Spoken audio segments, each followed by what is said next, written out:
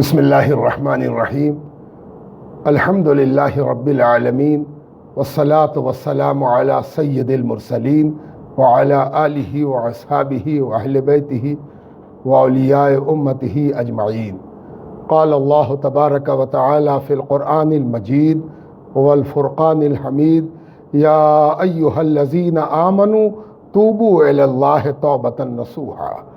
آمنت باللہ ورسولہ وصدق اللہ المولانا العظیم۔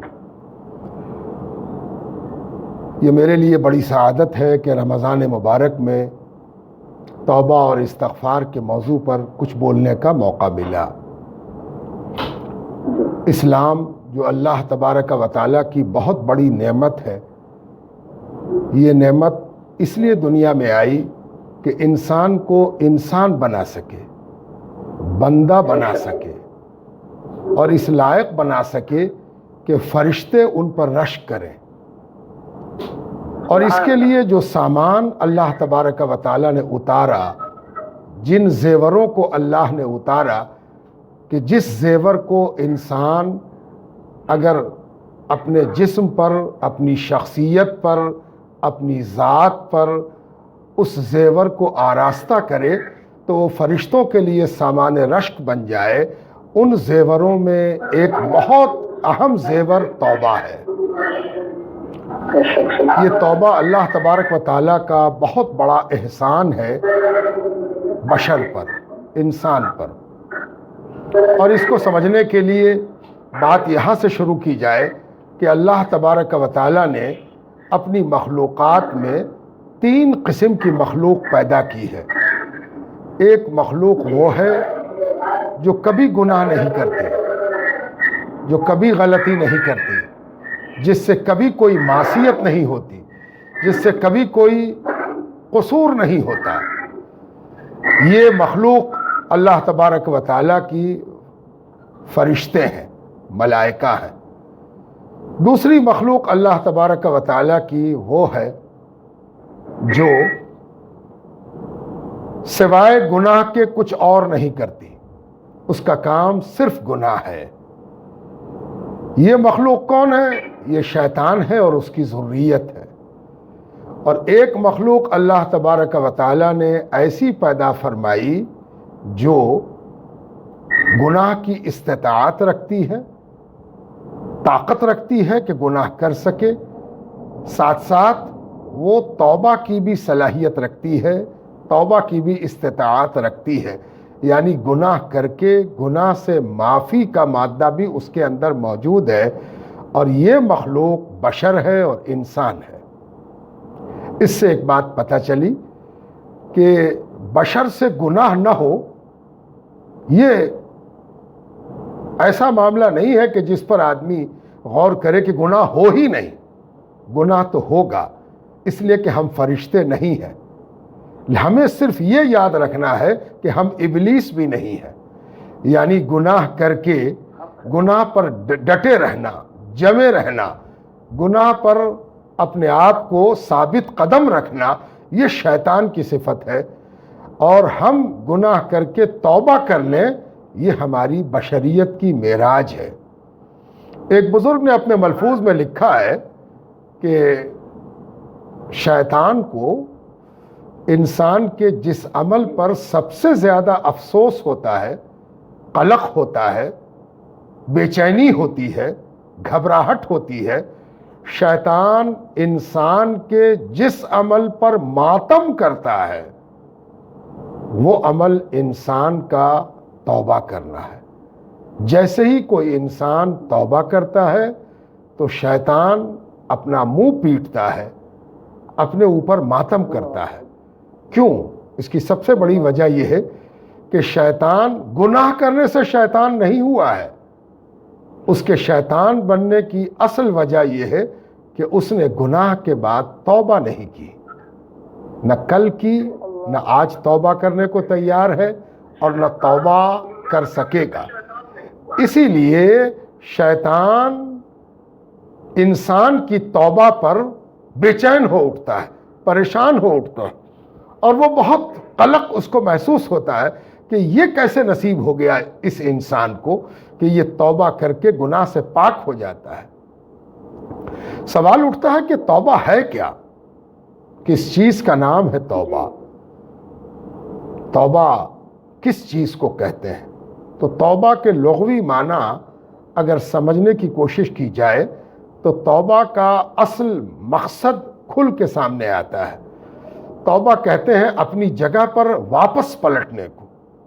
توبہ کے معنی ہے اپنی جگہ پر واپس پلٹنا، یعنی جس جگہ پر انسان پہنچ گیا ہو اور اسے احساس ہو کہ ہم غلط جگہ پر آ گئے، تو اس کا فطری عمل یہ ہوتا ہے کہ وہ چاہتا ہے کہ ہم اپنی پرانی اور صحیح جگہ پر واپس پلٹ جائیں۔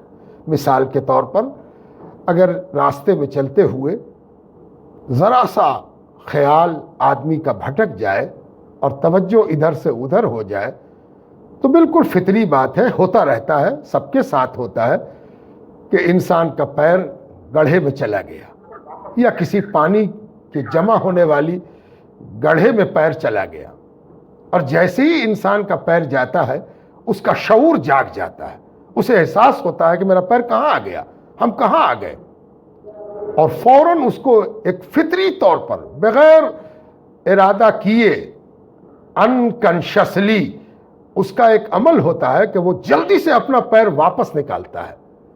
اپنے پیر کو جہاں اس کا پیر غلطی سے چلا گیا ہے وہ اس کو باہر نکال کے وہاں رکھنا چاہتا ہے جہاں اس گڑھے میں جانے سے پہلے پیر تھا۔ اسی کو توبہ کہتے ہیں، اسی کا نام توبہ ہے۔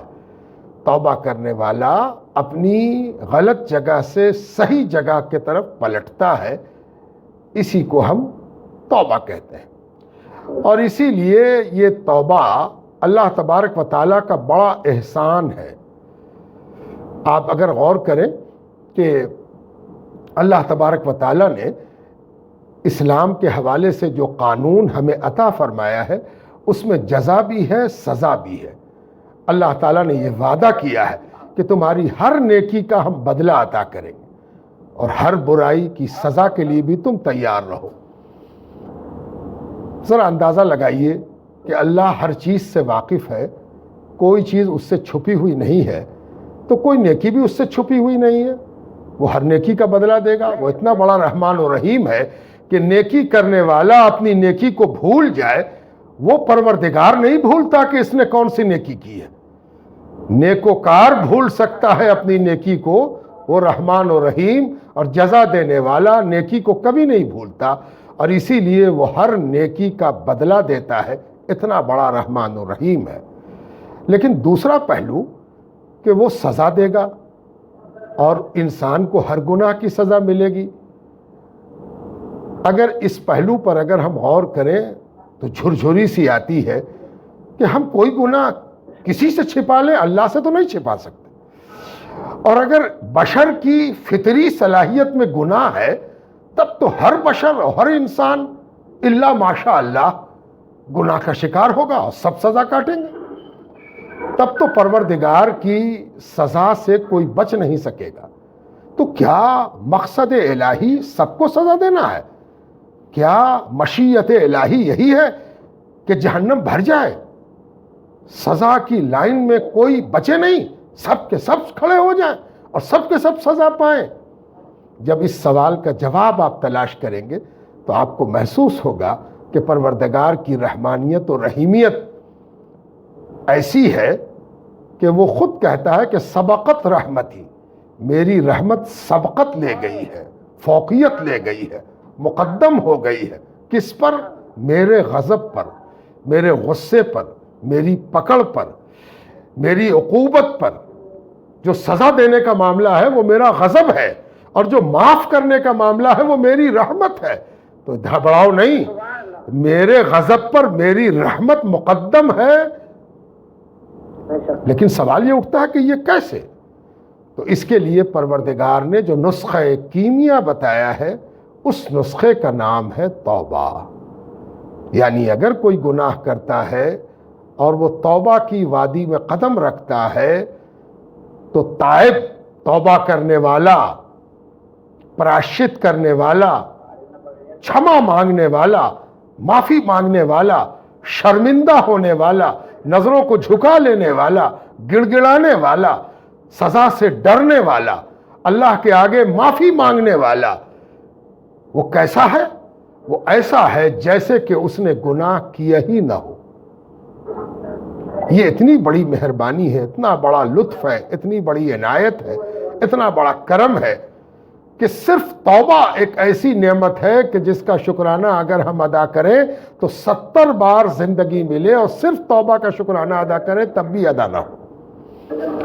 तौबा का अल्लाह तबारक व तआला की बारगाह में वो मुकाम है कि हदीस पाक में आता है कि आसमान में जितने तारे हैं, जाहिर है कि वो अनगिनत हैं, बेशुमार हैं, कोई गिन नहीं सकता, कोई उसकी था नहीं लगा सकता। जितने तारे हैं, अगर उतना भी गुनाह हो जाए किसी से, गुनाहों की इस कदर कसरत हो कि शुमार मुश्किल हो, बेपनाह गुनाह, बेशुमार गुनाह, अथाह गुनाह हो, लेकिन ऐसा गुनहगार भी अगर ईमानदारी के साथ, तौबा नसूहा, इखलास के साथ, सच्चाई के साथ तौबा की तरफ माइल होता है, तो उसे यकीन कामिल रखना चाहिए कि उसके ये सारे अनगिनत गुनाह तौबा के नतीजे में अल्लाह माफ करने का वादा फरमा रहा है। यह है तौबा। एक बात और ख्याल में रहनी चाहिए कि तौबा करने वाला हमेशा इस बात को याद रखे कि वो बड़े बड़े अमल के जो सपने देखता है, हम जिक्र करेंगे, अस्कार करेंगे, इबादत करेंगे, मुजाहिदा करेंगे, फिक्र करेंगे, मुराकबा करेंगे, वो किसी भी अमल की बात करे, चाहे वो छोटा हो या बड़ा हो, नमाज पढ़ेंगे, रोज़ा रखेंगे, ज़कात निकालेंगे, हज करेंगे, अज़ी कबील इबादत की जो किस्म भी उसको याद हो, छोटी हो या बड़ी हो, सबसे पहले उसको याद रखना चाहिए कि इबादत तो इमारत की तरह है। इबादत की मिसाल ऐसी है जैसे कोई इस दुनिया में मकान बनाए, तामीर करे। जाहिर है कि जब कोई तामीर करेगा तो उसके लिए एक बुनियादी ज़रूरत यह है कि वो उसकी बुनियाद डाले, असास डाले, नींव डाले।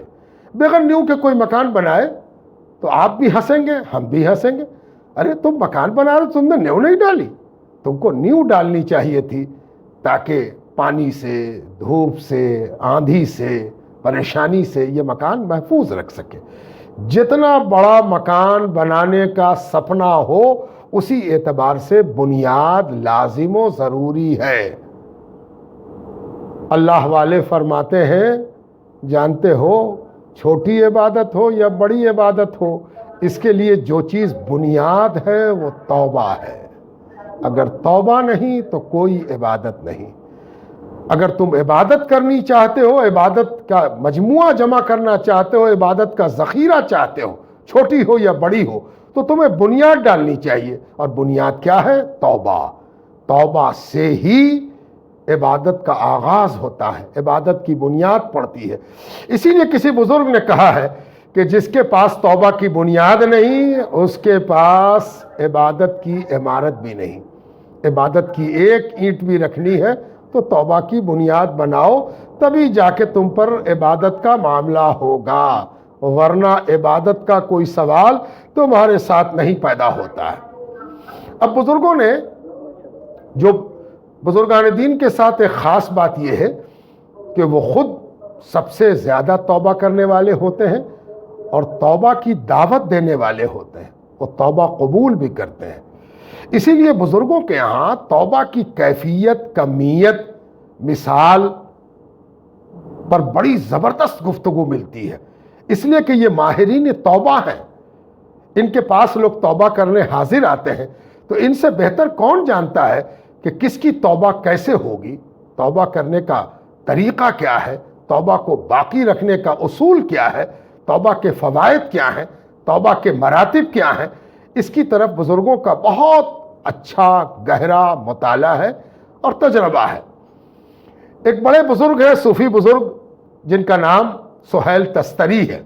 सहल तस्तरी, सुहैल तस्तरी रहमतुल्लाह ताला अलैह, उनसे किसी ने पूछा कि तौबा क्या है, तो फरमाया कि तौबा वो है कि ला तनसी ज़म्बक, तुम कभी तौबा करके अपने गुनाहों को भूलो मत। तौबा करके अगर तुम गुनाहों को भूल जाओगे तो एक दूसरा गुनाह तुम्हारे अंदर पनप जाएगा कि तुम मगरूर हो जाओगे, गुरूर पैदा हो जाएगा। तुम तो भूल चुके कि हमसे क्या गुनाह हुआ था, तुम ऐंठने लगे, तुम अकड़ने लगे। इसीलिए तौबा यह है कि कभी तौबा करने वाले को गुनाह भुलाए नहीं कि हमसे क्या गुनाह हुआ था, हम किस गुनाह से निकल के आए हैं। लेकिन यही सवाल जब हजरत जुनैद बगदादी से किया गया, जो सैयदुत ताइफा हैं, अजीम शान सूफी बुजुर्ग हैं, तो उनसे जब पूछा गया कि तौबा की कैफियत क्या होनी चाहिए, तो उन्होंने फरमाया कि तनसी ज़म्बक, तुम अपने गुनाह को भूल जाओ। जब तुमने तौबा किया है तो गुनाह को भूल जाओ। बज़ाहिर इन दोनों अक़वाल में तज़ाद नज़र आता है, लेकिन जब आप गौर करेंगे तो इन दोनों अक़वाल में कोई तज़ाद, कोई डिफरेंस नहीं है। ये दोनों एक ऐसी कैफियत की तरफ इशारा कर रहे हैं जिसमें गुनहगार जब तौबा की मंजिल से गुज़रता है तो उसके ऊपर और उसके अंदर जो एहसास और कैफियत होती हैं उसकी जानिब इशारा किया गया है। हज़रत जुनैद बगदादी ने जो ये कह दिया कि तौबा करने वाला तौबा तब कर पाता है जब अपने गुनाह को भूल जाए, उसकी तौबा कामिल हो गई, गुनाह भूल गया। कहने का मकसद ये था कि तौबा करने वाले को अपने अल्लाह पर इस कदर यकीन कामिल होना चाहिए कि वो तौबा ऐसी करे कि गुनाह को भूल जाए, गुनाह फिर याद ही न रहे कि हमने कोई गुनाह किया था जिसके नतीजे में हमने तौबा की थी। यकीन कामिल उसको उसके गुनाह से दूर ले आए। और एक दूसरा मकसद और एक दूसरा मतलब, दूसरी तारीफ एक बुजुर्ग ने उसकी तशरीह करते हुए कहा है कि दरअसल जुनैद बगदादी की मुराद ये है कि तौबा ऐसी होनी चाहिए कि जिस गुनाह से उसने तौबा की हो फिर कभी दोबारा उस गुनाह की तरफ पलटने और उसकी जानिब मायल होने का सवाल ना हो। मुराद ये है गुनाह को भूलना। और एक तीसरी तशरीह ये की गई कि गुनाह करने वाला गुनाह को भूल जाए से मुराद ये है कि गुनाह करने वाला आम हालात में गुनाह तब करता है जब गुनाह की लज्जत उसको अपनी तरफ बुलाती है, चाहे वो मामूली सी लज्जत क्यों ना हो, क्षणिक स्वाद, क्षणिक लज्जत, मामूली सी लहजे भर की वो जो एक लज्जत है गुनाह की, वो इंसान को अपनी जानिब खींचती है। तो गुनाह को भूलने से मुराद है गुनाह की लज्जत भूलना, कि वो गुनाह को भूल जाए, तौबा ऐसी करे कि गुनाह उसे याद न रहे, यानी वो लज्जत गुनाह से दूर हो जाए। ये दो बुजुर्गों का कौल बड़ा अहम है। यहां पर एक बात और याद रखनी चाहिए कि जब भी आदमी तौबा करता है तो वो इस्तग़फ़ार की तरफ माइल होता है। यानी इस्तग़फ़ार क्या है? तौबा तो मैंने अर्ज कर दिया कि अपनी जगह पर वापस पलट आना तौबा है। और इस्तग़फ़ार क्या है? इस्तग़फ़ार माफ़ी मांगना है, अल्लाह तबारक व तआला के आगे माफ़ी की दरख्वास्त करना है। और इस्तग़फ़ार का एक माना ये भी है कि जिसका पैर गड्ढे में चला गया और उसने वापस पैर निकाल लिया, वो अब होशियार हो गया कि अब दोबारा हम पैर नहीं डालेंगे, दोबारा मेरा पैर उसमें नहीं जाएगा।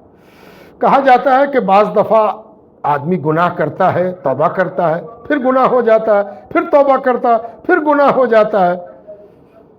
तो कभी कभी आदमी सोचता है कि अच्छा अब एक ही बार तौबा करेंगे, ढेर सारा गुनाह जमा हो जाए फिर तौबा करेंगे। अल्लाह वालों ने, कुरान और हदीस के शारहीन ने, अल्लाह के महबूब बंदगान खुदा ने हमें ये तालीम दी है कि अगर कभी गुनाह हो जाए तो तौबा करने में ताख़ीर न करो, जितना जल्दी हो सके तौबा करो। और इस वहशत में न रहो कि तौबा करेंगे तो फिर गुनाह हो जाएगा, तब तो क्या होगा? जो गुनाह तुमसे पहले हुआ है पहले उसको मिटा लो। तो अगर वो मिट जाएगा तो नया गुनाह होगा, तो पुराना दाग तो मिट चुका होगा, नया दाग लगेगा, उसे फिर गुनाह से साफ कर लेंगे। उसकी मिसाल भी दुनिया में मौजूद है کہ ایک شخص کے کپڑے پر چھینٹا پڑ جائے اور لوگ کہہ رہے چھینٹا پڑ گیا دھو لیجئے، اور وہ انسان کہ رہنے دیجئے ابھی تو بہت چھینٹا پڑے گا۔ دوسرے دن کوئی کہے ارے کل آپ کو چھینٹا پڑا تھا، آپ آج تک اپنا چھینٹا باقی رکھے ہوئے۔ اگر ہم یہ جواب دیں کہ آج بھی تو چھینٹا پڑ سکتا ہے، تو وہ آدمی کہے گا عجب آدمی ہے یہ چھینٹے کو باقی رکھے ہوئے ہے کہ کل بھی چھینٹا پڑے گا اور پرسوں بھی چھینٹا پڑے گا۔ ظاہر ہے کہ یہ وہ بڑی نادانی ہے، اور ہم دنیا کی زندگی میں یہ کام کبھی نہیں کرتے۔ جس کو بھی چھینٹ پڑتی ہے وہ فوراً چھینٹ کو صاف کر لیتا ہے، وہ اس امید پر چھینٹ کو باقی نہیں رکھتا کہ کل بھی چھینٹ پڑ سکتی ہے، پرسوں بھی چھینٹ پڑ سکتی ہے۔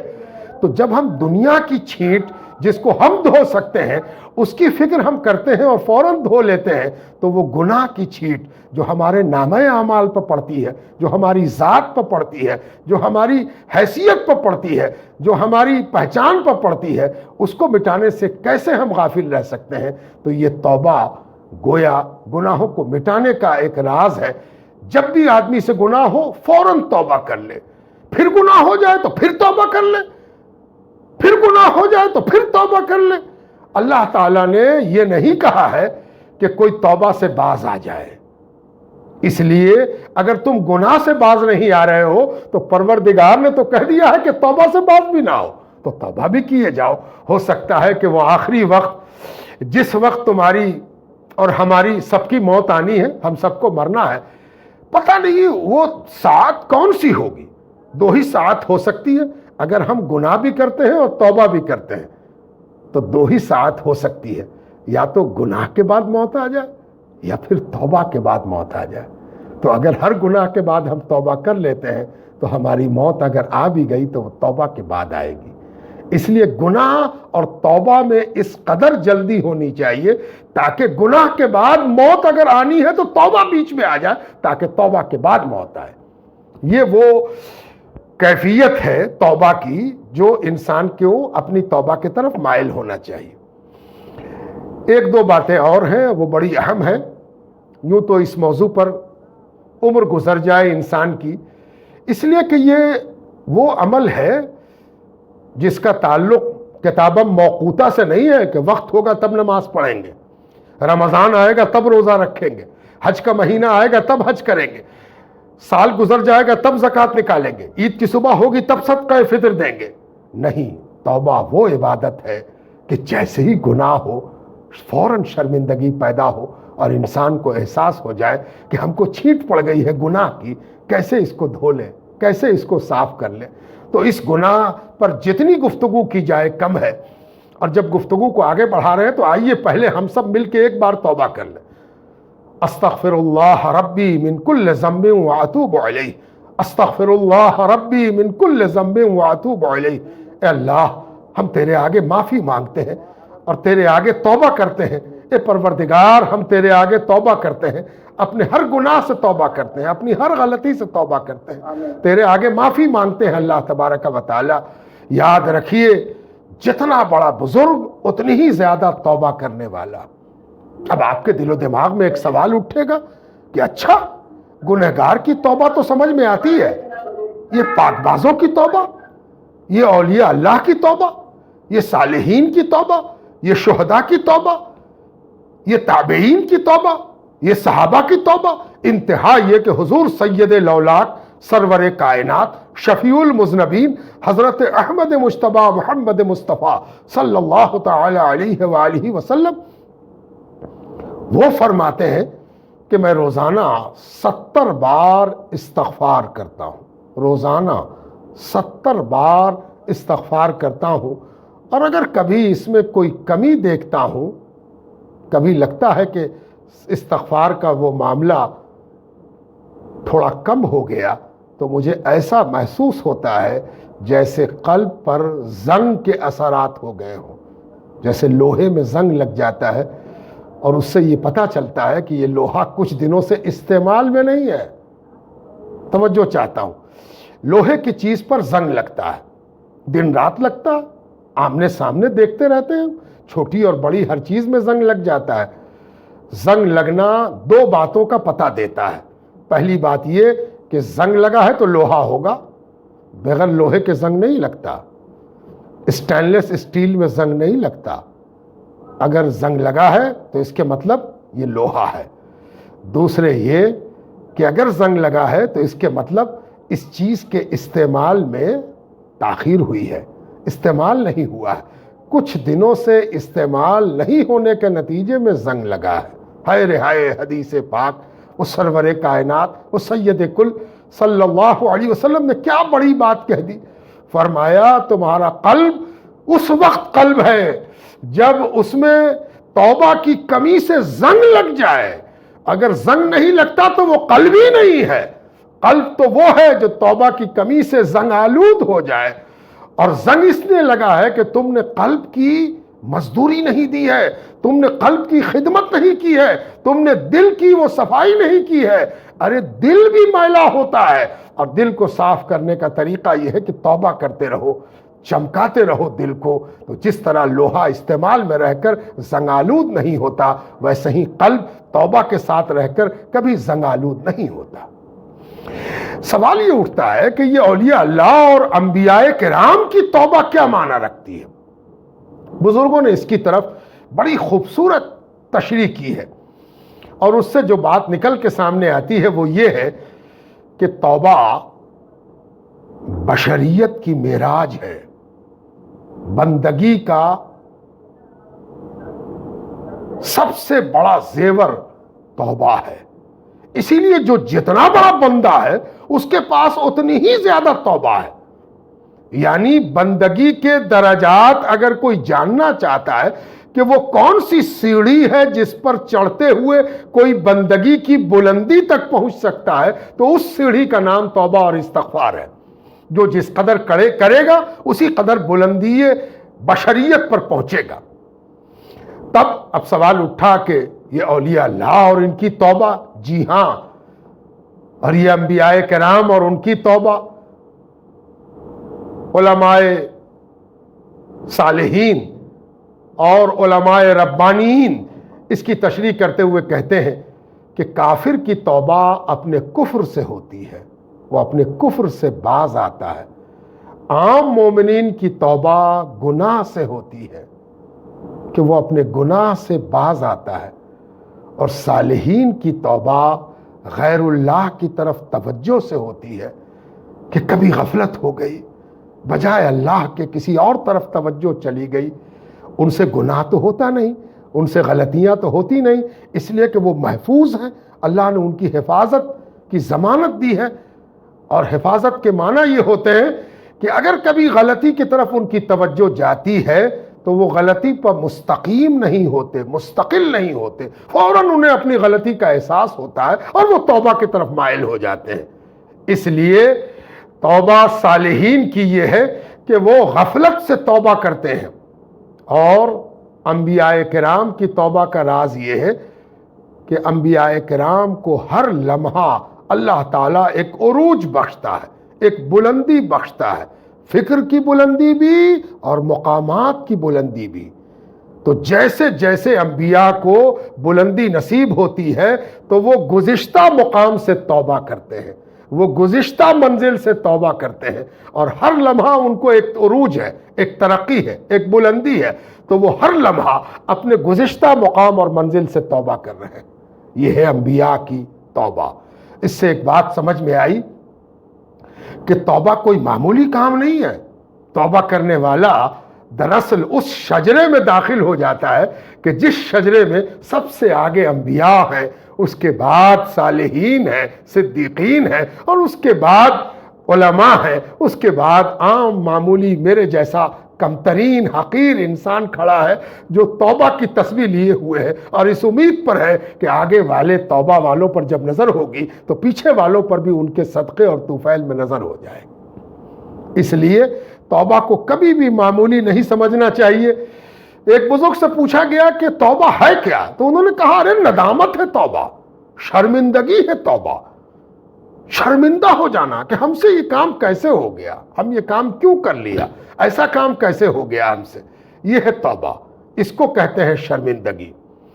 اور یاد رکھو، اگر تم کو بڑی توجہ کی ضرورت ہے اللہ تعالیٰ کے آگے، اللہ تعالیٰ میری طرف توجہ فرماتا، اللہ کی نظر کرم میرے اوپر ہوتی، فضل ہو جاتا۔ پھر دماغ میں ایک بات آنی بھی چاہیے کہ اللہ کے تو بے شمار بندے ہیں، بھلا میرا کیا شمار کہ اللہ میری طرف متوجہ ہو؟ میری طرف توجہ اللہ کی ہوگی۔ معمولی سی حکومتیں، ایک چھوٹا سا حاکم بھی اپنی سلطنت اور اپنی مملکت، اپنے ڈسٹرکٹ اور اپنے سب ڈویژن کے ہر آدمی پر نظر نہیں کر پاتا، کتنے پر نظر کرے گا؟ تو پہلی بات تو یہ کہ اللہ سے حاکم کو نہ ملاؤ۔ حاکم بیچارہ اس لائق نہیں ہے، اتنا قادر نہیں ہے کہ وہ سب کو دیکھ سکے۔ اللہ تبارک و تعالی بلا شبہ اس بات پر قادر ہے کہ سب کو ایک ساتھ ایک وقت میں دیکھ رہا ہے، دیکھتا ہے۔ تب اگر اللہ کی قدرت کے مقابلے میں اپنی حقارت محسوس ہو کہ ہم بڑے حقیر ہیں، اللہ تو دیکھ سکتا ہے لیکن اللہ اس حقیر پر توجہ کیوں کرے گا؟ ہم ہیں کس لائق؟ بدکار، سیاہکار، خطاکار، غافل، سست، ہم پر کیوں اللہ توجہ کرے گا؟ کیا وجہ ہو سکتی کہ اللہ توجہ کرے؟ اللہ والے کہتے ہیں پریشان مت ہو، اگر توجہ چاہتے ہو تو توبہ کر لو، گناہ پر شرمندہ ہو جاؤ، اللہ کے آگے توبہ کرو، دیکھو اللہ توجہ کرے گا۔ کسی نے اللہ والے سے پوچھا، حضور یقین نہیں آتا، حضور وشواس نہیں ہوتا، کچھ بتائیے کہ وشواس ہو جائے کہ اللہ ہمارے جیسے کمینے کو بھی دیکھے گا۔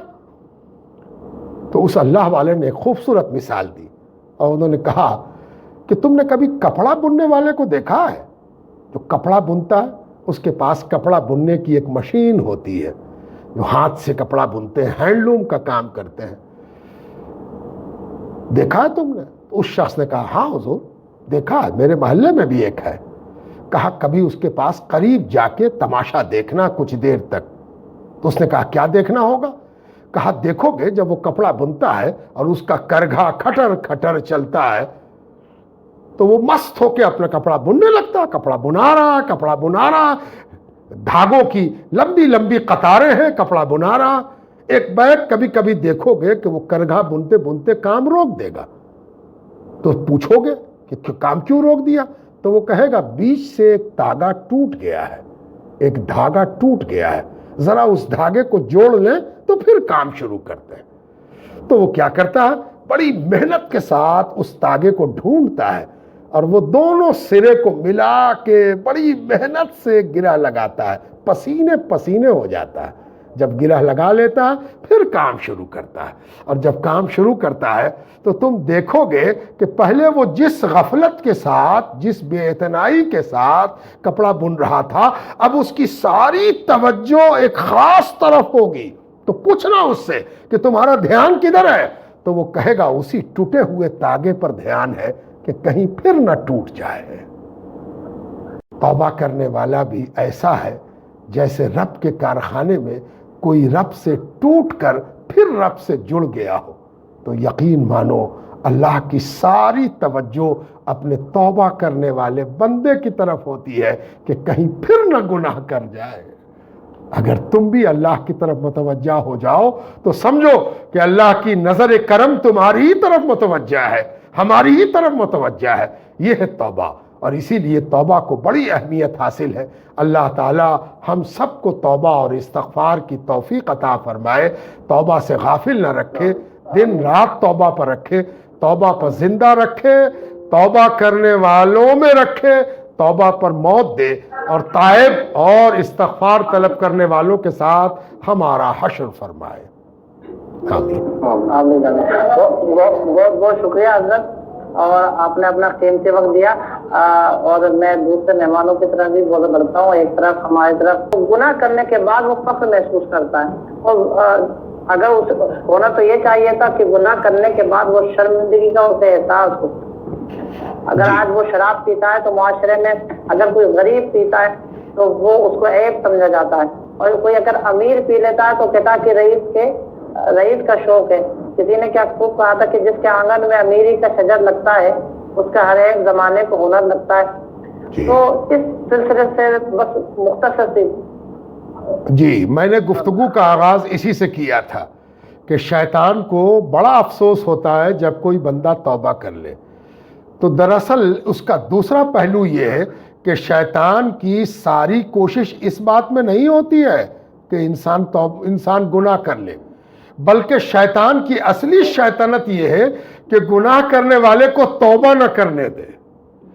شیطان کا اصلی معاملہ یہی ہے. اس لیے اگر شیطان کو پہچاننا ہے تو اپنے گناہوں سے مت پہچانو، اپنے توبہ کے باز رہنے سے شیطان کو پہچانو کہ وہ شیطان تمہیں توبہ سے باز رکھ رہا ہے اور اپنے گناہوں پر یا تو فخر کرا رہا ہے یا لاپرواہ بنا رہا ہے.